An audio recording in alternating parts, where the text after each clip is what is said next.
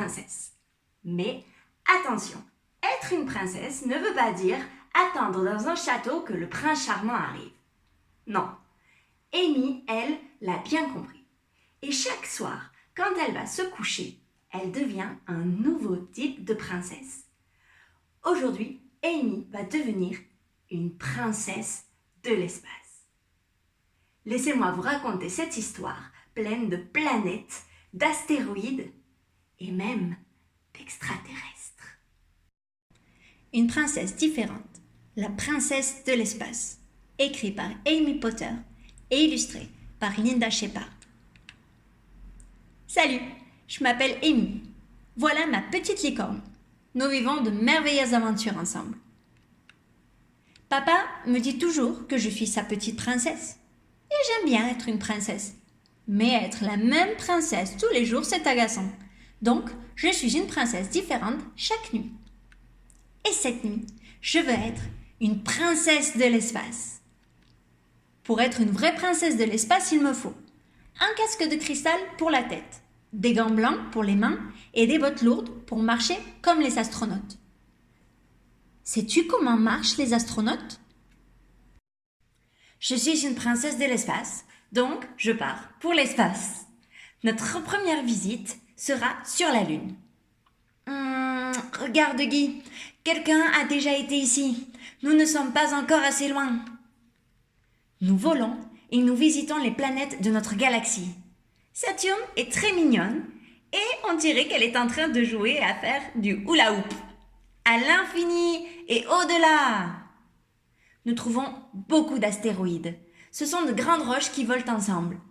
Je suis une pilote très forte et nous nous amusons à voler très vite entre elles. Allez Huggy, allez! Nous arrivons dans une petite galaxie avec 3 belles planètes. Regarde Guy, nous pouvons aller sur ces planètes. Il y a peut-être quelqu'un qui veuille jouer avec nous. L'espace extérieur, c'est amusant, mais c'est vraiment trop solitaire. Nous visitons la planète bleue et nous connaissons les petits bleus. Les petits bleus, ce sont des extraterrestres très heureux.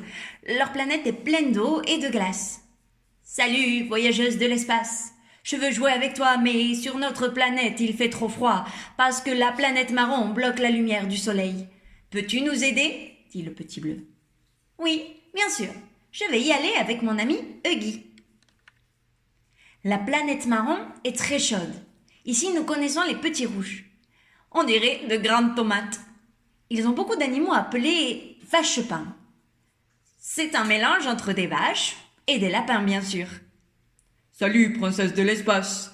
Bienvenue sur notre planète. Nous avons beaucoup de vaches-pins et de soleil, mais nous n'avons pas de plantes. Donc, les vaches-pins ont faim. Peux-tu nous aider? Dit le petit rouge. Faisons un marché.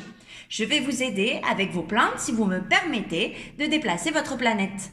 Marché conclu, princesse de l'espace. Enfin, nous visitons la planète verte et nous connaissons les petits vers. Ils restent toujours ensemble et ils se déplacent en même temps. Leur planète est pleine de différents types de plantes, mais elle semble un peu sèche. Salut, bonne amie et étrangère. Nous avons beaucoup de plantes et notre planète est bien ensoleillée. Mais il nous faut de l'eau pour nos plantes. Peux-tu nous aider? Dirent les petits vers.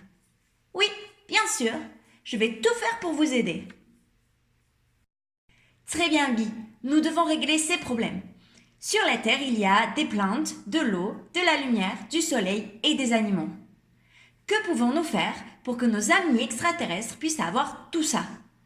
Tu as raison. Maintenant, c'est mon tour, Amy, dit Huggy. Nous commençons à voler vite autour de la planète marron. Avec son arc-en-ciel magique, Huggy attrape la planète comme une corde géante. Huggy est vraiment merveilleux. Il déplace la planète avec son arc-en-ciel. Ce n'est pas possible. C'est vraiment incroyable, Huggy. Tu as gagné la meilleure carotte de tous les temps. La planète marron ne bloque plus la lumière du soleil de la planète bleue. Les petits bleus sont très heureux maintenant parce que leur planète n'est plus froide et ils peuvent aller à la plage. Hurrah! Merci, princesse de l'espace, tu as réussi! Les petits bleus sont tellement contents et ils nous permettent de porter un peu d'eau à la planète verte. Huggy fait un conduit avec son arc-en-ciel pour transporter l'eau. Maintenant, les petits vers aussi sont contents et heureux. Leurs plantes vont pouvoir grandir sainement. Les petits vers nous permettent de porter quelques plantes à la planète marron. Huggy construit un pont avec son arc-en-ciel et nous pouvons transporter les plantes à la planète marron. Les petits rouges et leurs vaches-pins sont bien heureux de nous revoir. Nous avons réussi, Huggy. Maintenant, les 3 planètes ont tout ce dont elles ont besoin. Une dernière chose, Huggy. Peux-tu faire d'autres ponts avec ton arc-en-ciel pour les connecter?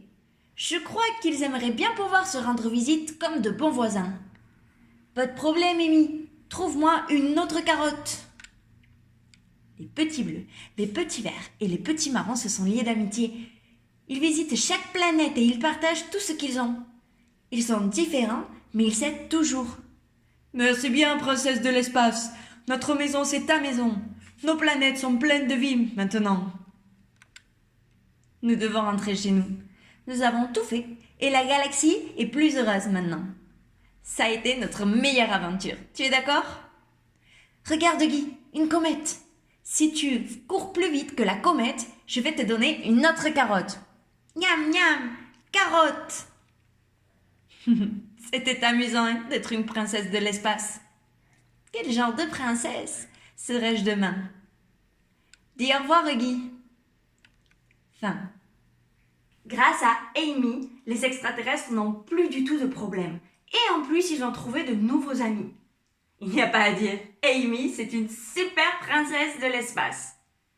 Et vous, qu'est-ce que vous feriez si vous étiez un prince ou une princesse de l'espace? Est-ce que vous partiriez visiter d'autres planètes?